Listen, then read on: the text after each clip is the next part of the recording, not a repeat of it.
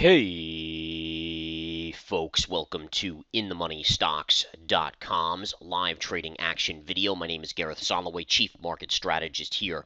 Today's date is Tuesday, August 2nd, 2016. Well, folks, we got some big happenings on this market here. The range that we have been in for now 13 days has broken to the downside. Granted, we haven't closed down here yet, so we want to see where this market closes. That's very important because we've seen them rescue the markets before. However, let's talk about if we do close below this range. It is a failed bull flag pattern.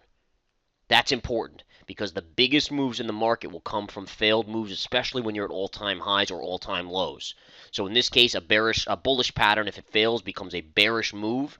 And again, you could see a big-time move down on the market here. Obviously, we'll have bounces along the way as the buy the dippers are out in abundance. But again, folks, this is big. Now, again, if you know the time counts, if you know the PPT methodology, you know that today was significant. We told you this yesterday if you're a member here at InTheMoneyStocks.com, so it would be no surprise at all. And sure enough, it was nailed beautifully. And again, look at the range we've been in here. Let me remove these downsloping trend lines, even though they are significant, but the range is more important. That's what I want to highlight here. And this is the range you've been in. It actually extends all the way over here. We've been in basically a 1% range until today. All right, so 1, 2, 3, 4, 5, 6, 7, 8, 9, 10, 11, 12, 13, 14 today here. This is the 14th day, breaking below the range. We did a day trading scalp off of this gap fill right here in the intraday stock chat. Easy money right there. Another couple scalps as well throughout the course of the day, as it's been really a great trading day, folks. I mean, it has been spectacular in terms of trading. As a trader, and as a swing trader as well, all we care about is volatility. I don't care if the market goes up or down. Just give me volatility. Give me ups, give me downs in wider ranges. The last 13 days have been very, very tough because it's been in a tight range. That seems to be ending today with beautiful price action here. Markets, again, are holding this gap fill low here, but let's watch today. You could make a case that you're consolidating over lunchtime in a bearish manner off of this drop, and we will see if we go lower. If we go lower, next stopping point is going to be gap window here at 214.30.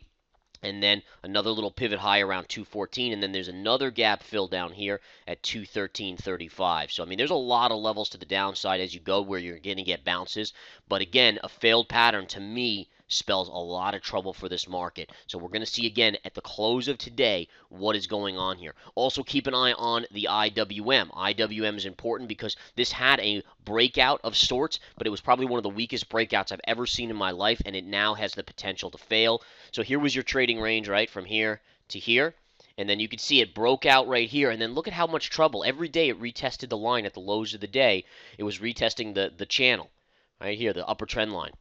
Every single day. It just couldn't blast off, and that was a dead-on indicator. And then look at this ugly candle today, wiping out 1, 2, 3, 4, 5, 6 days, 7 days of downside, maybe even more than that to the downside here, upside. Incredible. Incredible action. Now you got the 20 MA coming up in the lower price range, so there's going to be a lot of support between 119 and a quarter and 119. That's going to be the big test for the IWM, for the Russell. So watch that like a hawk, folks. That is a monstrous area right there.